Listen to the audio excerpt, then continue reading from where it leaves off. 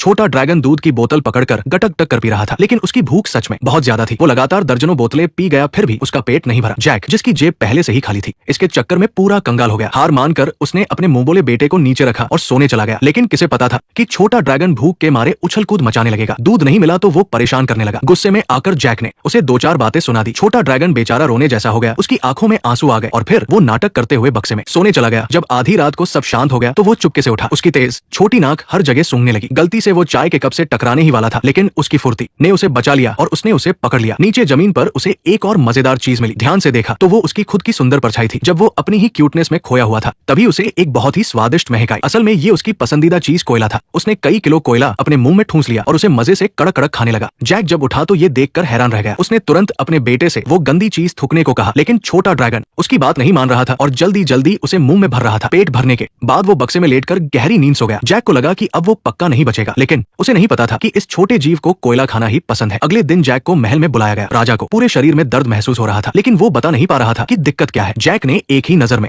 बीमारी को समझ लिया। ये सब सही खाना न खाने और एक्सरसाइज न करने की वजह से था, क्योंकि जादूगर उसे हमेशा जंक फूड खिलाता था और कभी राजा को बिस्तर से उठने ही नहीं देता था। जैक ने तुरंत अपने बैग से एक ताजा फल निकाला। असल में वो बस एक साधारण सा आम था, लेकिन पुराने जमाने के लोगों ने ऐसा फल कभी नहीं देखा था, इसलिए उन्हें लगा कि ये कोई चमत्कारी फल है। राजा ने बस एक बाइट खाया और तारीफ करते नहीं थका। ये मुंह में जाते ही घुल गया और इसका स्वाद बहुत ही लाजवाब था। उसे खाने के बाद राजा के शरीर में गजब की एनर्जी आ गई। दुष्ट जादूगर राजा को ठीक होता देख गुस्से से लाल पीला हो गया। वो तुरंत आगे बढ़ा और राजा से आम थूकने को कहा, लेकिन बदले में राजा ने उसकी खूब पिटाई कर दी। इसके बाद जैक ने अपना अगला प्लान शुरू किया। वो राजा से एक्सरसाइज करवाने लगा और 15 दिनों में ही राजा एकदम फिट हो गया। वही जादूगर बिल्कुल नहीं चाहता था कि राजा ठीक हो, इसलिए उसने छुपकर एक चाल चलने सोची ताकि वो इस डॉक्टर को मार सके। बेचारे जैक को तो पता ही नहीं था कि उस पर कितनी बड़ी मुसीबत आने वाली है। घर लौटकर उसने अपने छोटे ड्रैगन को नहलाना शुरू किया। वो बेफिक्र होकर पानी के बुलबुलों से खेलने लगा, लेकिन उन्हें नहीं पता था कि जादूगर का भेजा हुआ हत्यारा घर के बाहर से सब देख रहा है। राजकुमारी को भनक लग गई थी कि जैक खतरे में है, इसलिए वो उसे बताने आ गई। तभी उसने बक्से में कुछ हिलते हुए देखा। वो इतना डर गई कि उसने बचने के लिए एक कांटा उठा लिया और जैक को जोर से चुभा दिया। जब जैक घर लौटा तो उसने देखा कि राजकुमारी छोटे ड्रैगन के साथ खेल रही है और दोनों बहुत खुश लग रहे थे। इसके बाद जैक राजकुमारी को नदी के किनारे ले गया और उसे अपने और छोटे ड्रैगन के बारे में सब कुछ सच सच बता दिया। दोनों की आपस में काफी अच्छी बॉन्डिंग हो गई और वे देर रात तक बातें करते रहे, लेकिन उन्हें नहीं पता था कि हत्यारा घर में घुसकर जैक की जादुई दवाई ढूंढ रहा है। छोटा ड्रैगन उस अजनबी को देखकर बहुत डर गया और छुपने के लिए जल्दी से बक्से में घुस गया। जैसे ही हत्यारे ने बक्सा खोला, वो उसे देखकर बुरी तरह डर गया। छोटा ड्रैगन वहां से भाग निकला और तुरंत अपनी मां को ढूंढने नदी की तरफ गया। उस वक्त वे दोनों रोमांस कर रहे थे, लेकिन अगले ही पल पानी के जानवरों ने उन पर पानी डालकर उन्हें चौंका दिया। छोटा ड्रैगन नहाने के बाद खुशी खुशी अपनी मां के पीछे पीछे घर आ गया। भले ही वो देखने में थोड़ा भोला भाला था, लेकिन उसे सब कुछ समझ आता था। उधर जब जादूगर को पता चला कि जैक ने एक जादुई ड्रैगन पाला है, तो उसने एक और गंदी चाल चली। अगले ही दिन उसने ड्रैगन को पकड़ने के लिए अपने कई सैनिक भेज दिए।